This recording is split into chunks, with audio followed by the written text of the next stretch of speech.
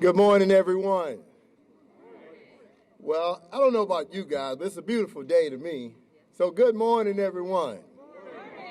Well, it's my privilege to be here. My name is Darrell Green. Some of you know me when I was a tough guy in number 28. Some of you know me. That was a long time ago. But, but it's my privilege to be here as a person who has been part of this city for 35 years now. 35 years. I've spent my time mostly in the area of youth development, working with Horning Brothers in different communities, Washington View, focusing on youth learning centers.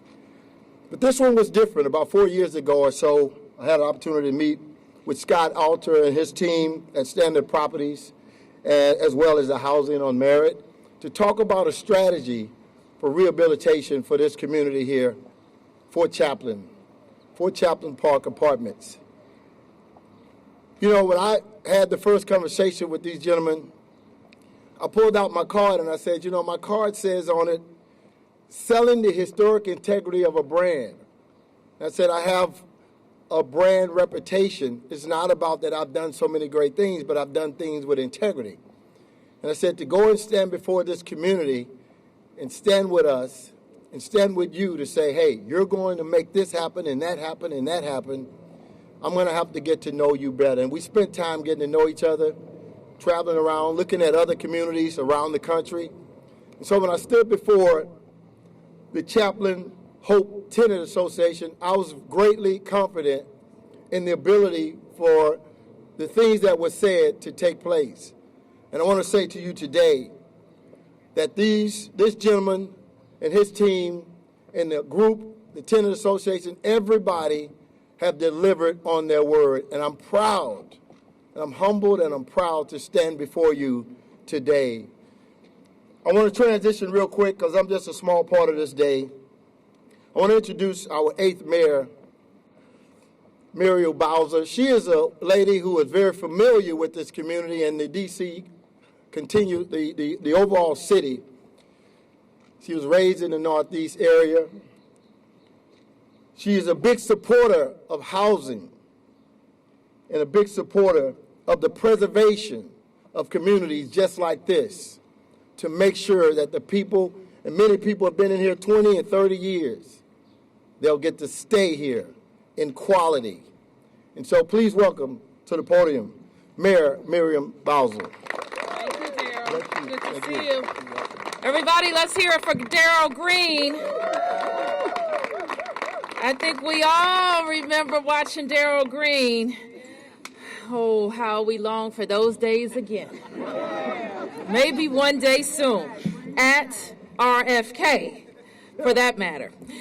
So good morning, Ward 7. I am delighted to be with all of you to talk about something that has everybody's attention across Washington, D.C., all 8 wards of our city, and that's how we invest in and preserve more affordable housing for district residents. I am pleased to be right here in Ward 7.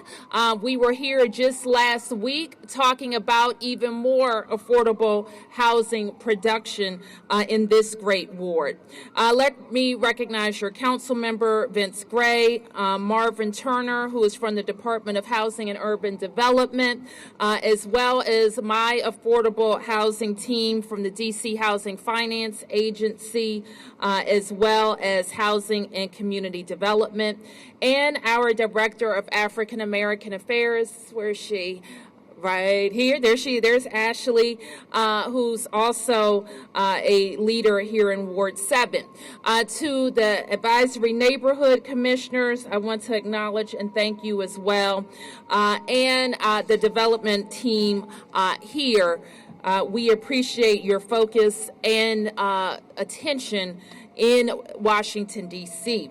Less than a week ago, as I mentioned, we talked about a new order directed that I have given to the entire D.C. government around reaching our housing goals.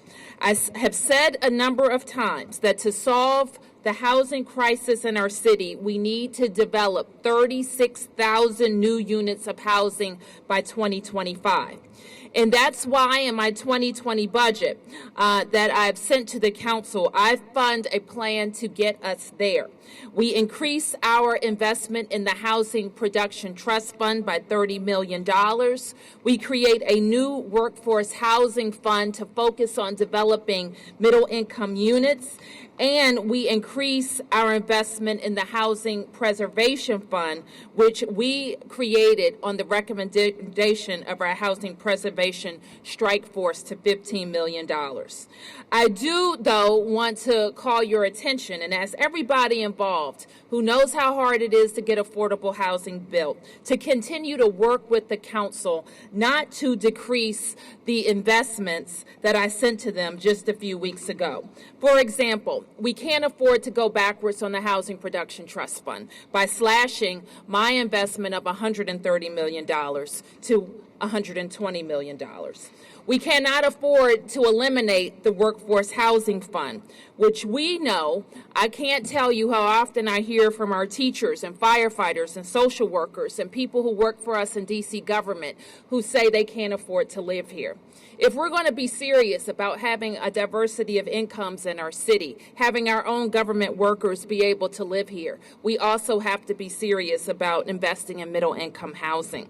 And so we're also asking the council not to eliminate our Housing Preservation Fund, which has put us on track to preserve 900 affordable housing units. These cuts to affordable housing are not acceptable and will prevent us from reaching our goals. So it is important that we all focus. There are a lot of priorities in the city. The council has tough decisions to make. But be assured, and we all know this for a fact, that housing is the number one issue for our residents. Housing first.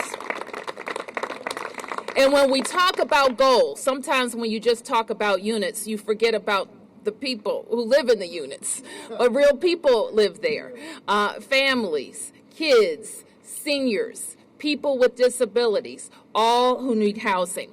And we know when people have safe and affordable housing, they can focus on all of the other issues of life, like the education that their children are getting, how they're going to improve their own education, or how they go after a new job, or how they stay healthy. And so all of those things are directly tied to housing. So Fort Chaplin Park is an example of why we are investing in preserving affordable housing. Because through the Tenant Opportunity to Purchase Act, more frequently referred to as TOPA, the tenants here were able to partner with a committed private sector developer to not only preserve and upgrade their homes, but also increase the number of available units and ensure that all homes here stay affordable for 3 decades. So let's give a big round of applause to the president of our Tenants Association and thank all of the leadership here for their commitment and hard work in representing their neighbors. Because I know it's not easy. I know people don't always agree. And I know you're a volunteer. And so getting all of that done is hugely important. So let me just say a couple of things, and some others will go into more detail. But this was done through a $94 million acquisition and renovation, the largest tax-exempt bond affordable housing preservation deal in D.C. history, right here at this project. What started as a 70% affordable project is now a 100% affordable project. And most of the 549 units here at Fort Chaplin Park are 2- and 3-bedroom apartments for families making no more than $55,000 a year, or 60% of the MFI. And that includes 130 units with housing choice vouchers and 72 units with federal project rent subsidy. So you see how this all comes together.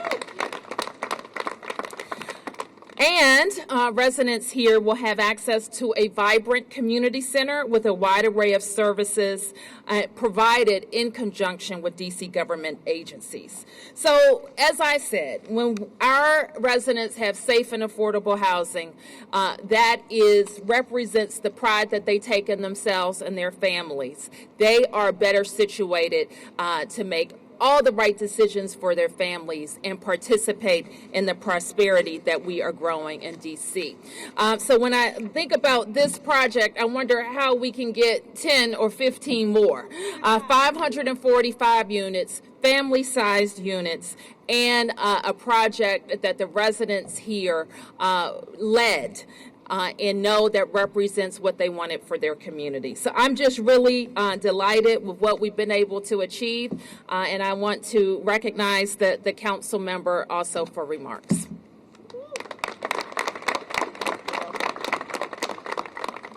Thank you very much, Mayor Bowser, and good morning, everybody. I am delighted to be out here to be a part of the ribbon cutting for a project that has been going on now for several years, but hasn't been worth the effort for us to be able to get to where we are today, ladies and gentlemen. So I want to thank the mayor and her team that are here. I want to thank you, Darrell Green, one of the greatest football players ever to step on a football field. How about a big hand for Darrell Green? You've heard the specifics about the development itself with the community organization that is the private development organization is working with us to be able to make this happen. And the folks who live here have really made enormous sacrifices to be able to make this happen, ladies and gentlemen. How about a big hand for those who are living here in Fort Chaplin? Fort Chaplin has a long and storied and sometimes difficult history, but it is really back now. And I am absolutely delighted and proud to be able to say that we've got 540 plus units here that have been completely redeveloped for people who are living here in Fort Chaplin. One of the things that we're working on is to be able to bring more amenities to our area. This is a ward that has only two grocery stores. We have a Safeway in East River Park, which is not far from here, and then we have another one in Good Hope Marketplace. But don't we need more grocery stores than that, ladies and gentlemen? And that's what we're working to try to make happen at this stage. We also have nearby, we have the venerable, the storied shrimp boat, which is a landmark for people to be able to get to this area of the city.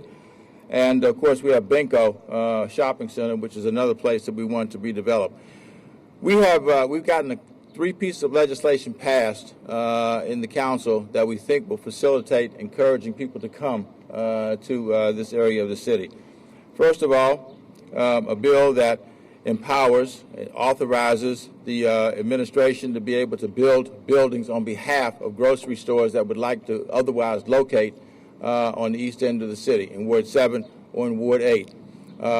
It will be, when this legislation is fully effectuated, it will allow folks to be able to tap into resources that are available to people who live in the District of Columbia on this end to be able to build grocery stores. We'd like to be able to build more Giants and other grocery stores that are around the city. And we'd also like to be able to take advantage of the tax breaks that are embraced in a couple of other pieces of legislation that we have at this point.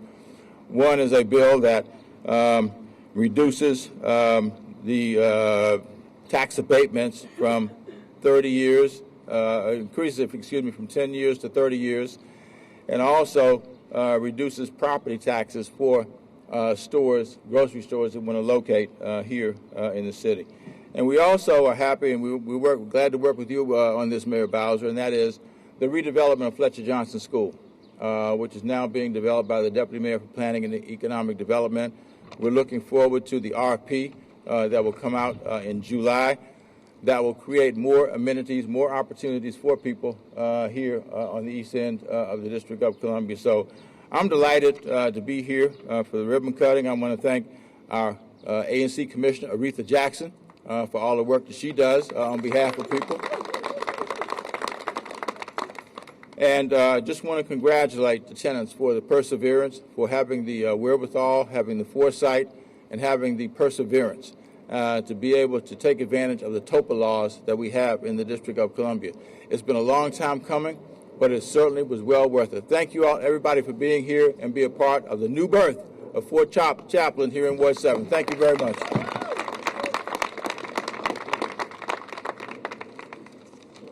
Thank you, Mayor Bowser. Thank you, Councilman Gray.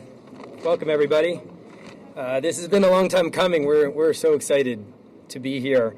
Standard Communities is committed to the creation, preservation, and improvement of affordable housing across the country, and specifically here at Fort Chaplin.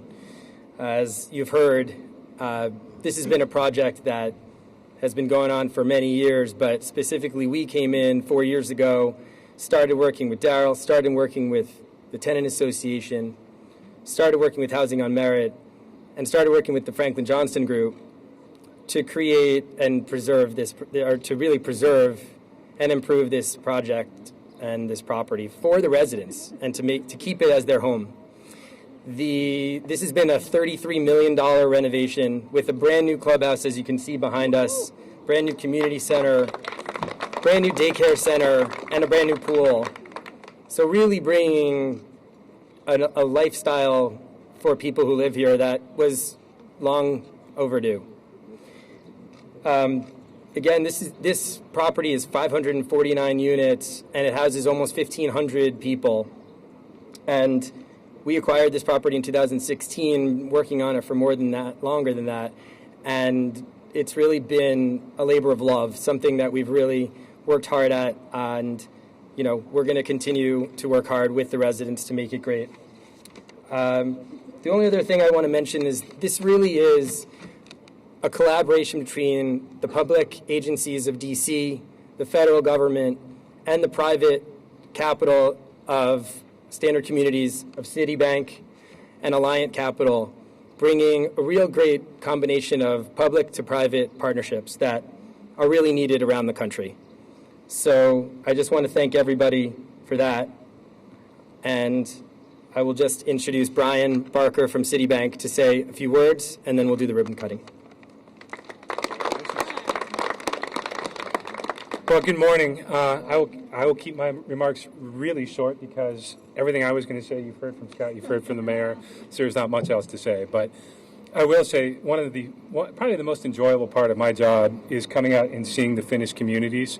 I first saw this property about 3.5 years ago, I think it was, and it is remarkably different today. I think the mayor summed it up best when she referenced the vibrant community center and clubhouse, and this just looks spectacular. So congratulations to the Standard team and to the tenants. Again, this is a wonderful example of public-private partnerships that actually work. So delighted to be here today and celebrate, and congratulations. Thank you.